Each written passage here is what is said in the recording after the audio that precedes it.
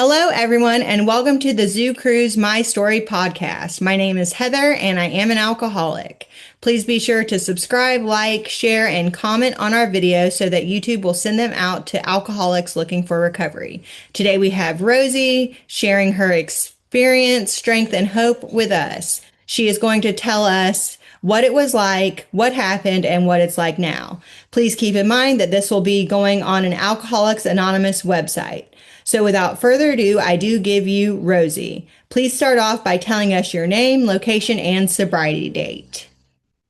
Hello, everybody. I am Rosie. I am in Shreveport, Louisiana, and my sobriety date is November the 17th, 2010. So, again, I'm Rosie. I'm an alcoholic and a lot of other things.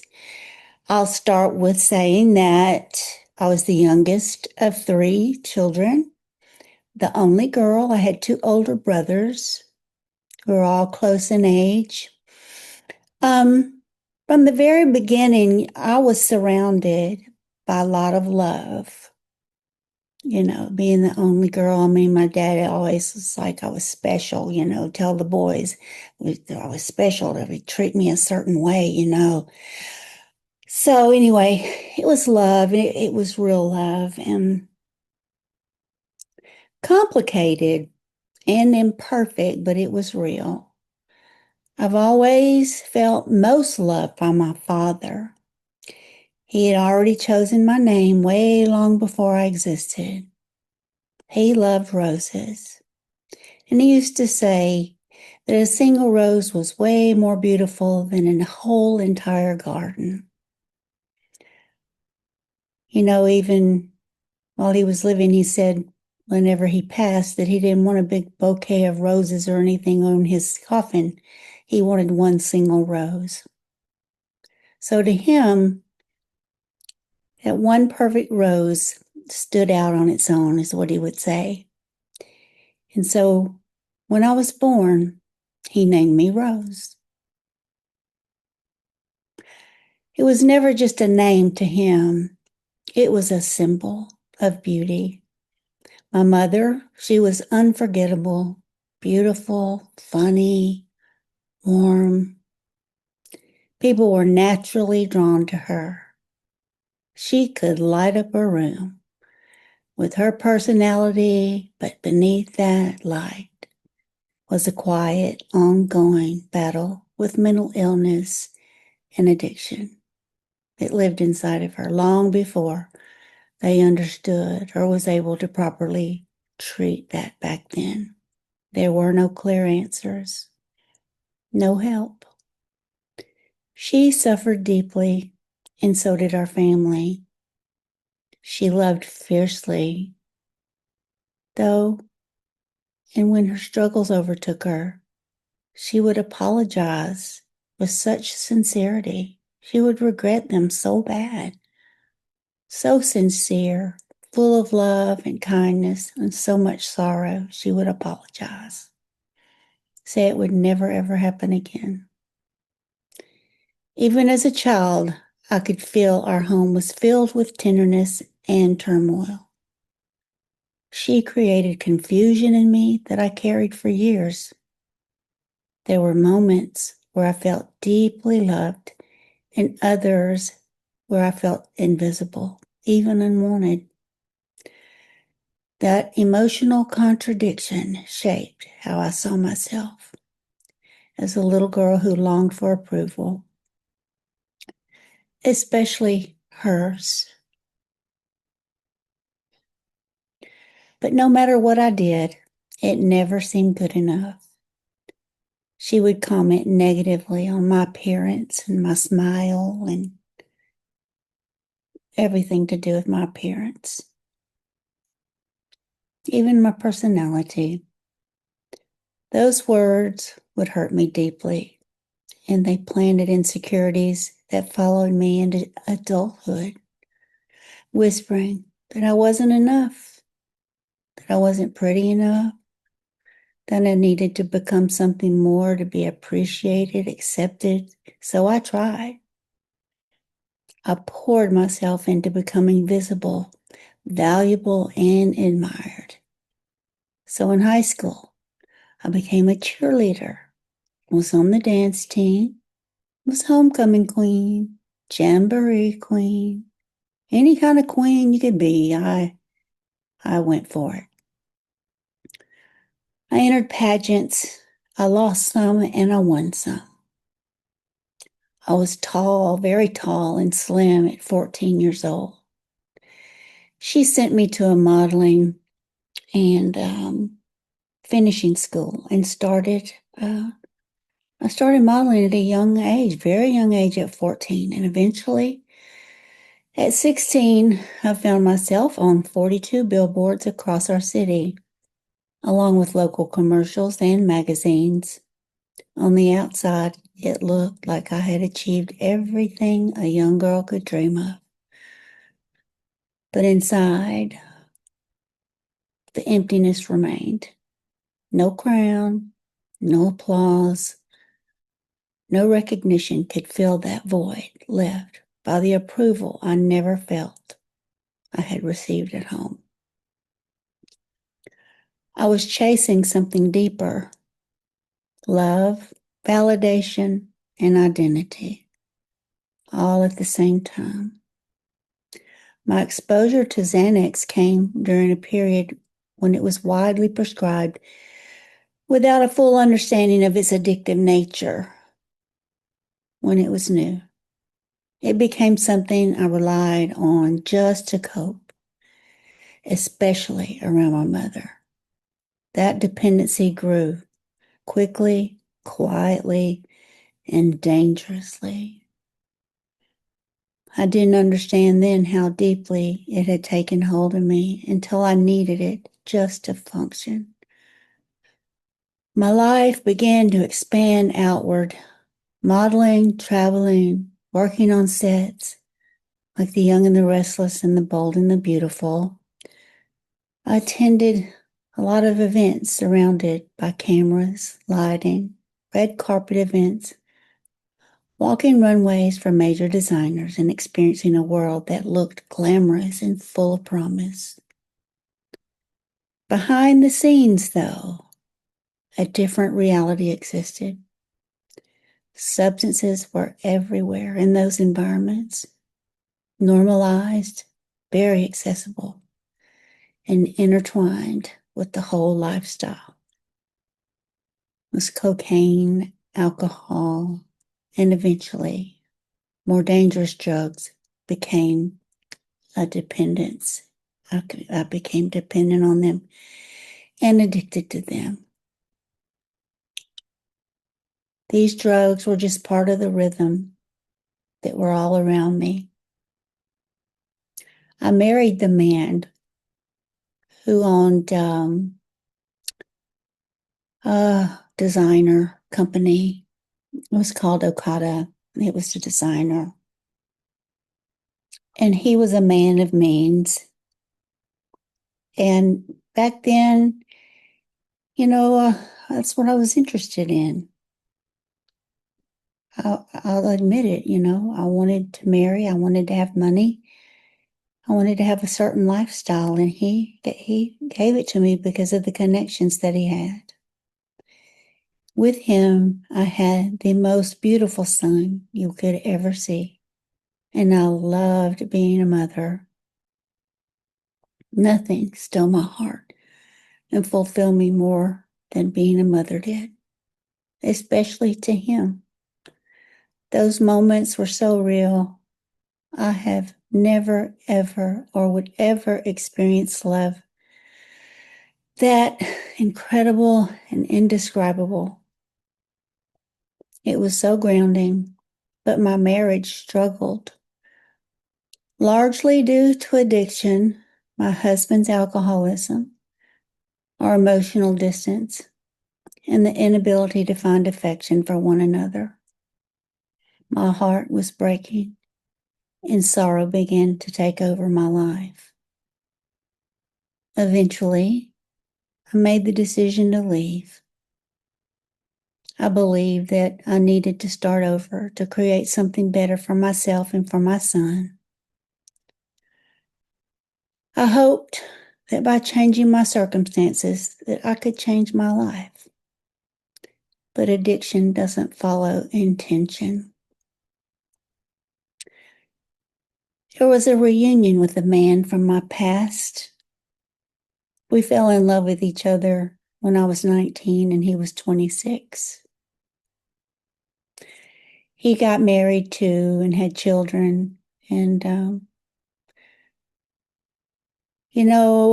my ex-husband at this point, I'll describe him as he's a father. He's a provider, but he's never a daddy. He's still not. So anyway, when I went to Ronnie's door after I left my husband, I knocked on the door and he answered.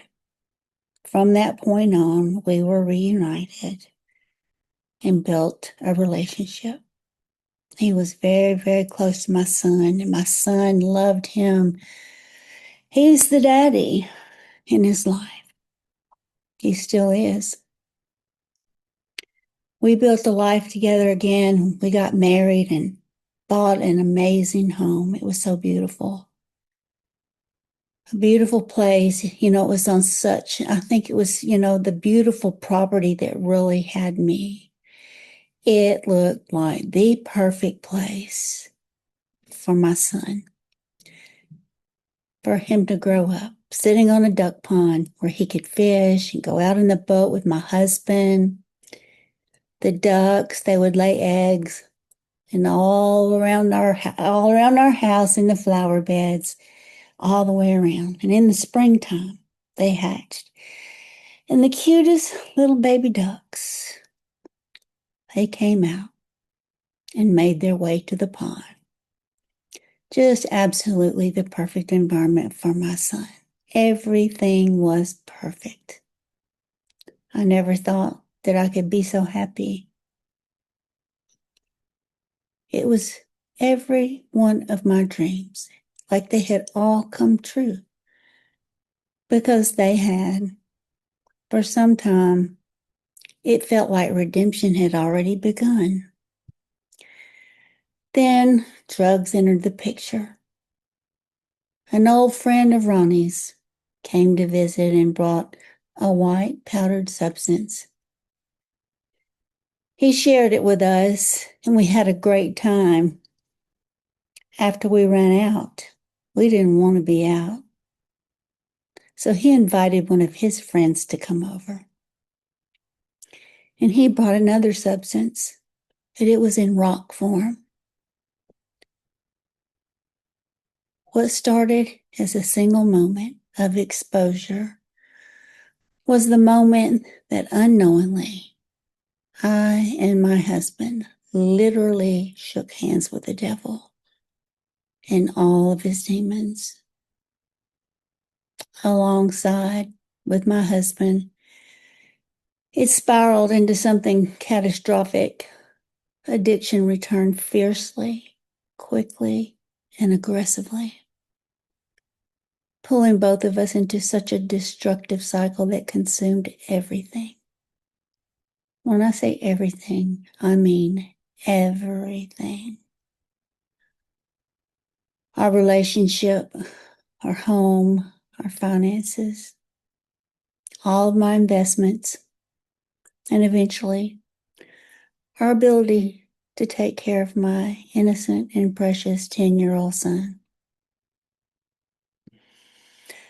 The life I had always dreamed of unraveled right before my eyes, completely. We lost our home. We lost our ability to function. We lost control. We lost ourselves. Drugs became the center of everything. They were everything. It was impossible to function. We neglected all responsibilities, all the relationships, and ourselves. But the greatest loss of all, I lost my son. The world instantly and intensely narrowed into survival, finding that next high, avoiding withdrawal, escaping emotional pain, the pain of losing my son. Then we were in places of extreme danger, deadly and certain. Way too descriptive to openly share or try to describe. If you use your imagination, I'm sure you'll get there. We were innocent going into the environment that we experienced going into alone and separate, together sometimes. I still think about all the situations where the fear, the violence, and the chaos. Ronnie and I physically and emotionally encountered. We were harming each other. Others were harming us. Between us, there were 14 felony charges.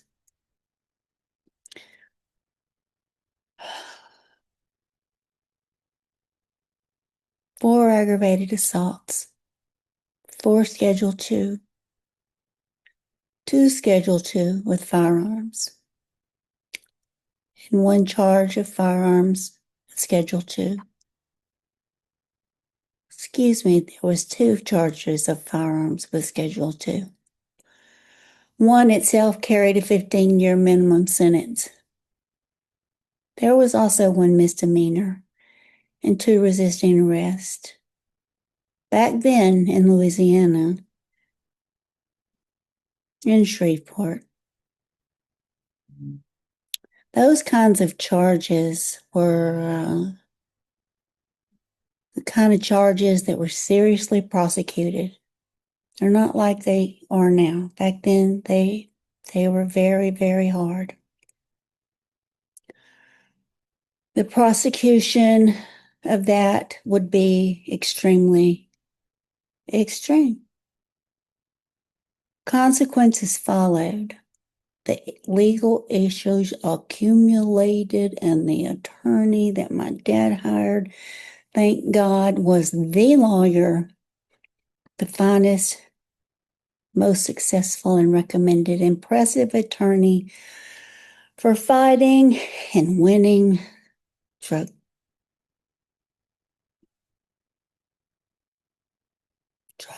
charges. He was rated one of three the most successful attorneys in Louisiana. A very, very expensive one on that. Out of the greatest love of my father's heart, his peace came only from trying to save me. He used money to do that. Ronnie benefited from it too, even though my dad harbored something very near to hate. I don't want to call it hate, but just call it near hate for Ronnie, believing that he ruined my life, which broke his heart. Our attorney sent us to rehab to build his case. Because of that, because we finished rehab, got our little certificates, all the charges were dropped on me except one misdemeanor charge. Ronnie still had to do 3 years of probation. So now, Ronnie stayed sober. Recovery didn't work for me. Rehab didn't work.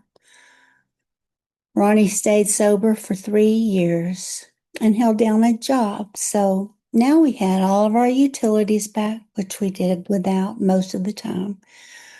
Food, we did without most of the time because if we could save $1, we would get ramen noodles. No matter how much money we had, we spent it all the way down and sometimes out $1. The emotional pain of losing custody of my son was just so unbearable. That moment broke something inside of me in a way I had never experienced before. It's unexplainable, but if you've ever lost custody of your child, You should know what I'm talking about.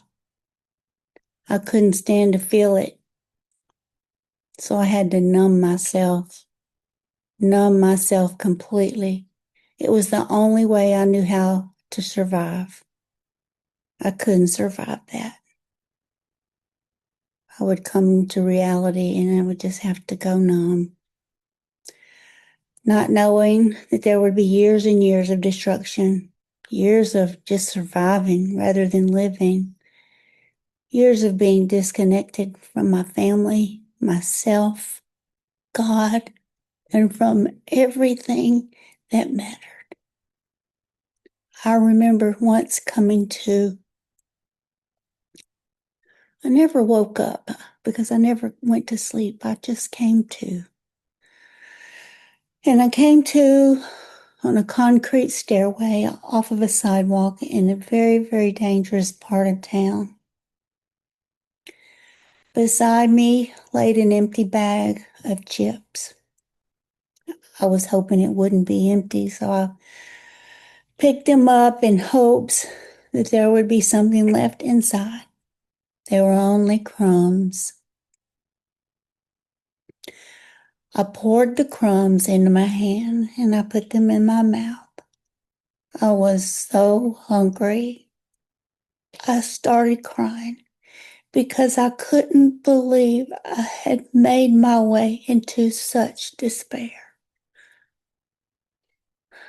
That condition went on for many years. There were many, many times sprinkled into the whole experience when my father would give me large sums of money, but we could never hold on to it because the drugs were too important.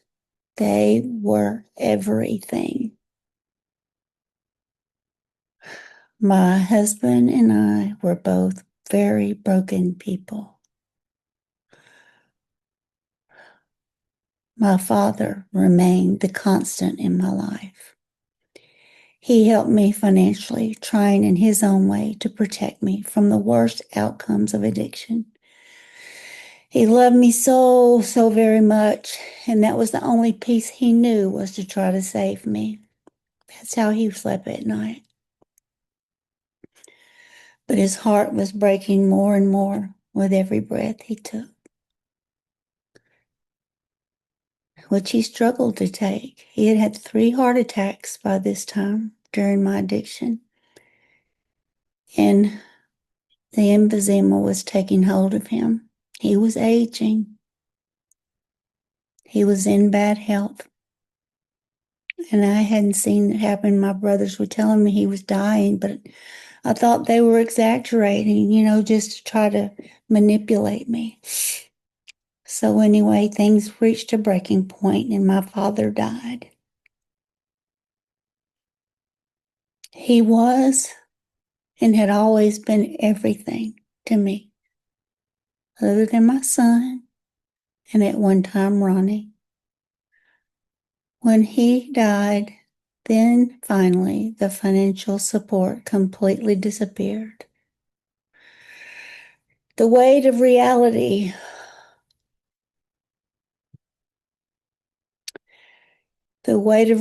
became unavoidable. I had nothing left to fall back on. Once I left Ronnie, while he was still sober, I was going to God, who God only knows where I was going. I left my drugs on the coffee table with a lighter, everything you need, to use. And it was next to him when he was sleeping. I realized I left him, so I went back home to get him. And Ronnie had like this really strange look on his face, and his whole countenance was different. I looked him in the eyes and I said, tell me you didn't. Tell me that you didn't. He wouldn't answer. So I touched his front pocket and I felt a pipe in his pocket. Of course, he lost his job, and all that time having no money, my husband and I began to rob people, mostly rob drug dealers. We used his motorcycle because we were able to get away very fast and quickly and be invisible and impossible to chase. We began to get addicted to that lifestyle. You know, being invisible to chase, all that adrenaline. We began to get addicted to the excitement of getting away and the adrenaline of the danger. The danger promised. One night, one of the dealers grabbed my arm while my husband took off, and it dragged me off the back of the motorcycle into the ditch. My husband turned around. He came back. He fought the guy off of me, and we got back on the motorcycle and took off. Here's this crazy example of how delusional I was. My mind was just mush. Okay, this may sound funny, and it is, but I would put cookie sheets inside of my black leather jacket, one in the front and one in the back. And I truly believed that I had on a bulletproof jacket. Ronnie would laugh and he'd tell me that was not going to work. And of course, I wouldn't listen. I was convinced that it would. During that time, I would pass out because we didn't have the money to keep us going with the drugs. So I didn't have to, if I didn't have the drugs to keep me awake, you know, you know, I would just, here's what happened. During that time, I would pass out, and if I didn't have drugs to keep me awake, since the motorcycle was our only transportation, he would tie me to himself and duct tape my feet to the pegs so I wouldn't fall off. There were numerous insane things we did. Way too many to mention or describe. Looking back, they actually seem funny, and we even laugh about it still. But the truth is that it was pure insanity. A recovered addict and prostitute was trying to help us, so she paid the first week's rent in a weekly paid apartment complex. We couldn't pay our rent because we spent everything we had on drugs. I came back one day to find on the sidewalk and in the parking lot people digging through all of my belongings, whatever I had left, which wasn't that much.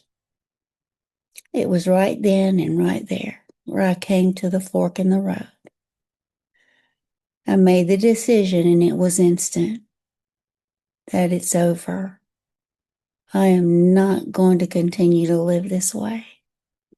There was no way, even if I wanted to. The only way I could have continued was to become a prostitute myself. I knew that would be the thing that would kill my daddy if he were alive to know. So in my spirit, I felt like that he would know. And that's when something really shifted.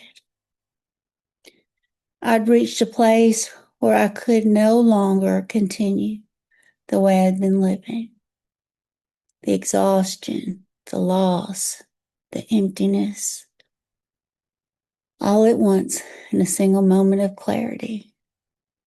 I knew I needed help, and I knew I couldn't do it alone.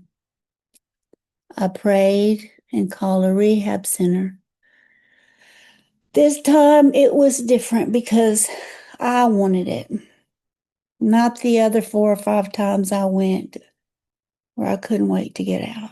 This time I wanted it. I held on to faith, especially through a scripture from the Bible that my mother had once carried. Otherwise, she died on Mother's Day when I was 33. Her favorite verse was highlighted. It was Isaiah 54:17. It says, no weapon formed against you will prosper. To me, the weapon was the drug and the accessory that I carried it around in. That verse became a lifeline for me the whole time I was using. Something to hold on to when everything felt lost. The night before, I was supposed to check into recovery. I continued to use throughout the night and cry because I just couldn't stop. I saved one large hit to have for the last one. I knew how I was, and I didn't want to run out slowly and be left scratching around trying to keep it going.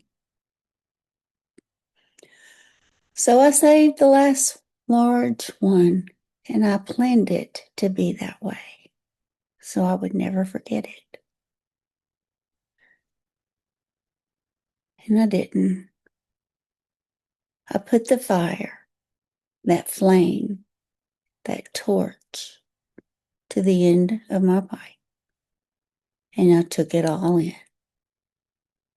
It was very, very hard because I wanted another one and so much more. There wouldn't be enough.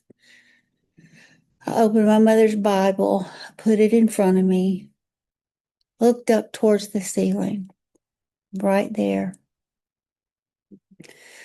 I told God, please be real. Please show me that you are real because I can't do this and I need you. I need all you have because I have nothing and this is it. I'm depending on you. And I spoke out loud that verse, Isaiah 54:17. No weapon formed against you will prosper. So in faith, I laid that pipe right on the verse that I believed in out of desperation. Then I closed that Bible on it, laid down for the first time I could ever know since I used, and I went sound asleep peacefully. That was the first time. Yep, the first time that it happened in years of using. Never going to bed, just passing out. The next morning, I got myself together and drove to the rehab center. I was so happy and relieved to be there. It was like I had been suffocating for years and years, but was finally able to breathe. It was winter, and before my husband went to a recovery center out of town, he found enough money to buy me a sweater because it was cold. And somehow he put a little bit of money together to give me for the Coke machine. Recovery had begun. I was working the steps, reunited with my son, and it was real for the first time. Really real.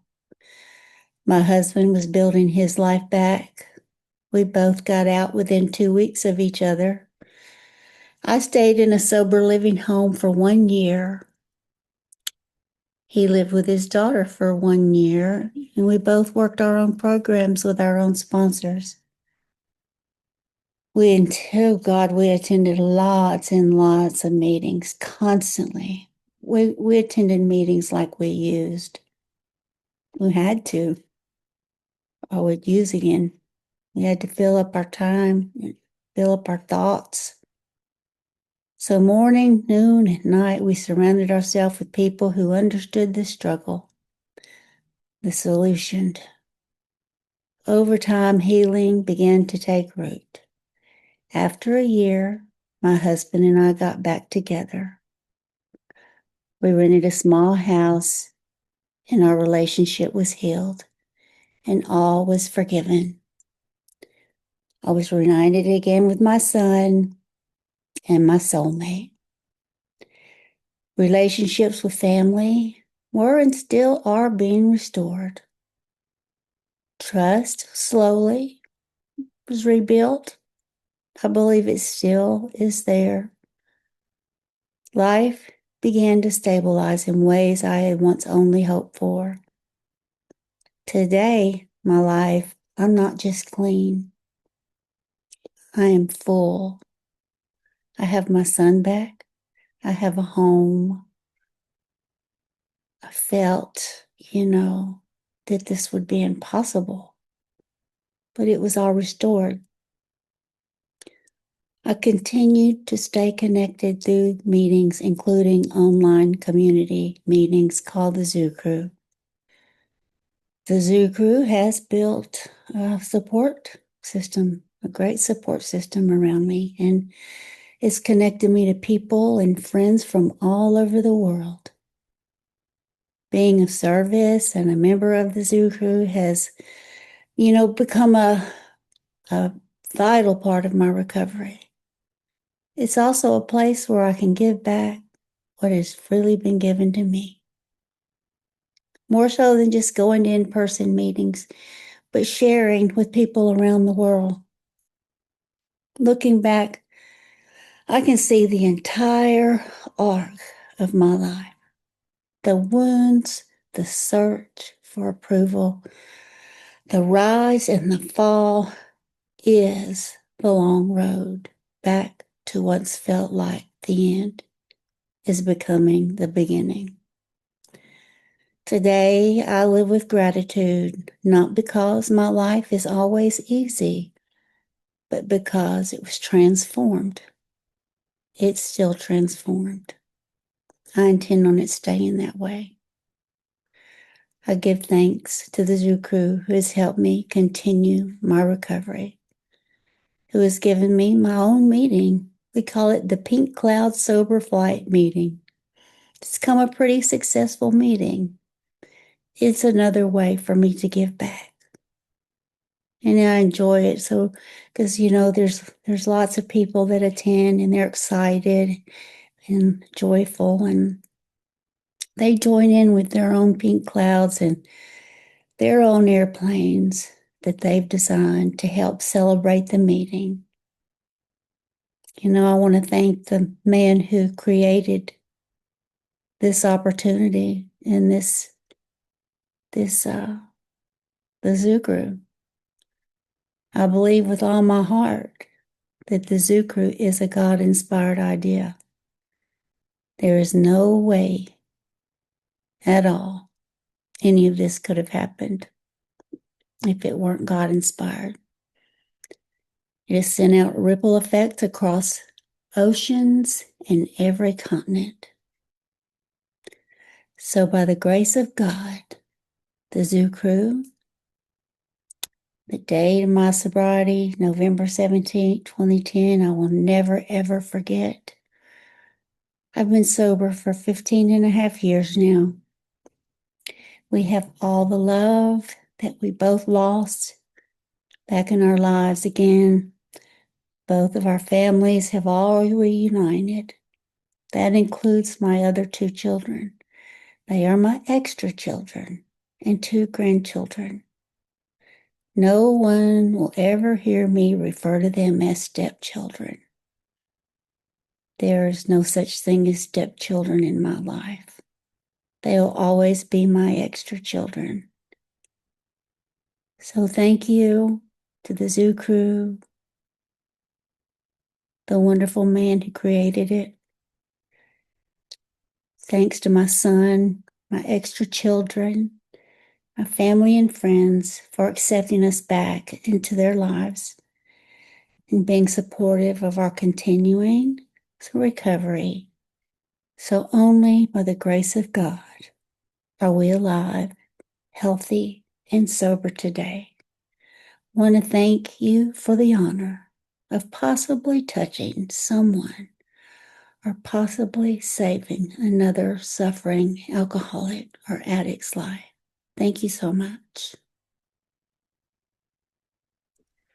Thank you so much for sharing your story with us today, Rosie. I'm sure our members will enjoy listening to it. Have a great day and keep trudging the road of happy destiny. We hope you enjoyed listening to the story and have subscribed and liked our videos. Please feel free to also share our videos along with our website and podcast link. Our website is www.thezooCrew.org.